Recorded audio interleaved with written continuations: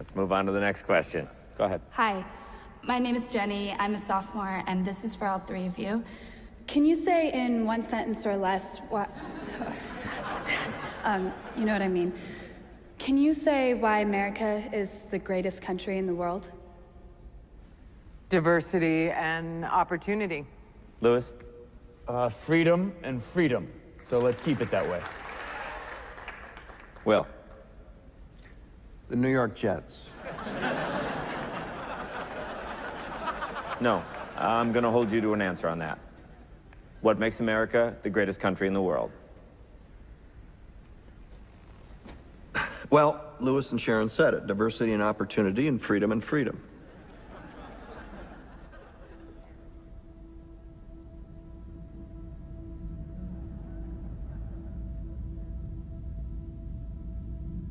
I'm not letting you go back to the airport without answering the question.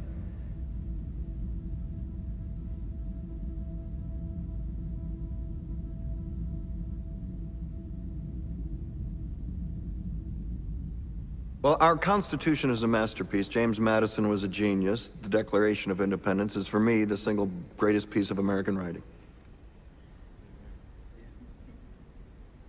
You don't look satisfied.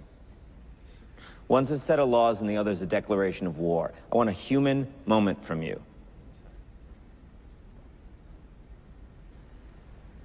What about the people? Why is America Not the greatest country in the world, Professor. That's my answer. You're saying... Yes. Let's talk about... Fine. Sharon, the NEA is a loser. Yeah, it accounts for a penny out of her paycheck, but he gets to hit you with it anytime he wants. It doesn't cost money. It costs votes. It costs airtime and column inches. You know why people don't like liberals? Because they lose. If liberals are so fucking smart, how come they lose so goddamn always? Hey, and with a straight face, you're going to tell students that America is so star-spangled awesome that we're the only ones in the world who have freedom? Canada has freedom. Japan has freedom.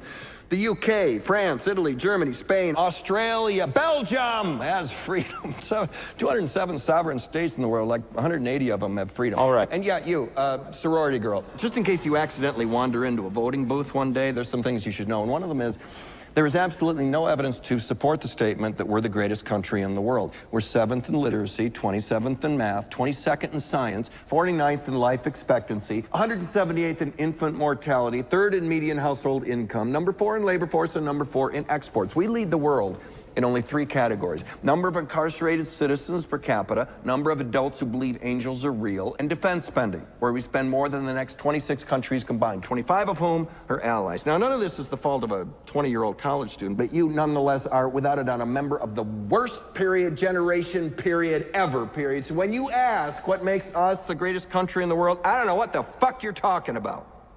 Yosemite?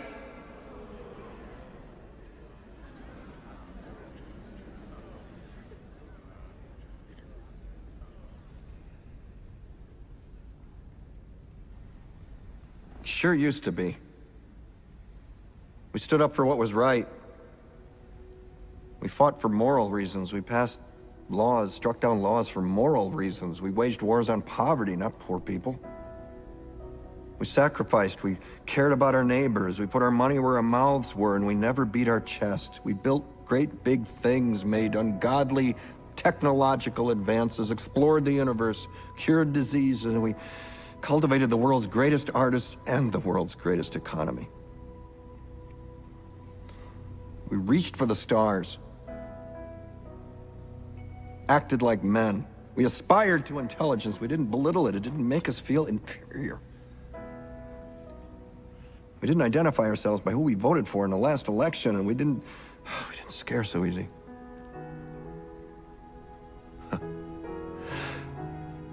We were able to be all these things and do all these things because we were informed